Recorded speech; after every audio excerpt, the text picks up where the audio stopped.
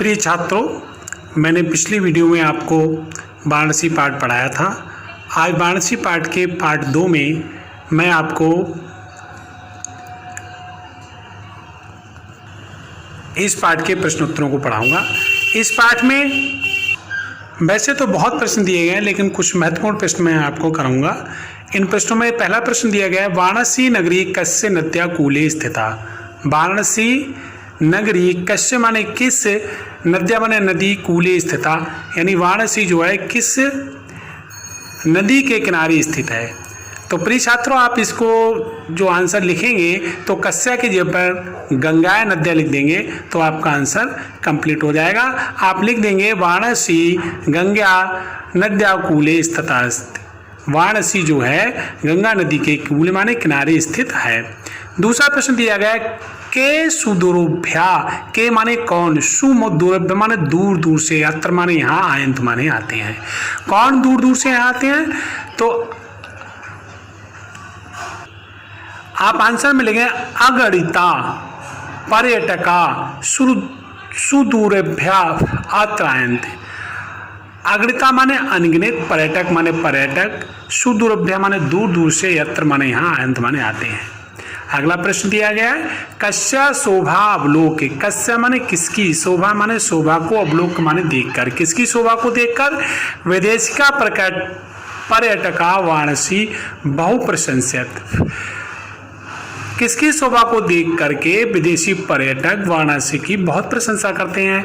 तो लिख देंगे आप गंगा घाटा नाम शोभा अवलोके। गंगा के घाटों की शोभा को देख करके विदेशी पर्यटक वाराणसी बहुप्रशंसन, वाराणसी की बहुप्रशंसन माने बहुत प्रशंसा करते हैं। इसी तरह से अगला प्रश्न दिया गया है, वाराणसी गे गे की धोते। वाराणसी में घर घर में किन धोते यानी क्या प्रचलित, क्या धोते माने होता चमकता है। वाराणसी में घर घर में क्या चमकता है? वाराणसी गे गे विद्या दिव्य ज्योति धोते यानी वाराणसी के घर घर में विद्या की दिव्य ज्योति चमकती है। अगला प्रश्न दिया गया है, वाराणसी कति विश्वविद्यालय स्थित। कति माने कितने, वाराणसी में कितने विश्वविद्यालय हैं? तो वाराणसी में 3 विश्वविद्यालय संति। वाराणसी में 3 विश्वविद्यालय हैं। अगला प्रश्न दिया है, वैदेशिका किमर्थम वाराणसी आगच्छति। विदेशिका माने विदेश की, किमर्थ माने किस अर्थ के लिए, किस कार्य के लिए, वाराणसी माने वाराणसी, आगच्छन्ति माने आते हैं। विदेशी लोग किस कार्य के लिए वाराणसी आते हैं? तो विदेशिका संस्कृतस्य अध्ययनार्थं वाराणसी आगच्छति। विदेशी लोग जो हैं संस्कृत के अध्ययन के लिए वाराणसी आते हैं।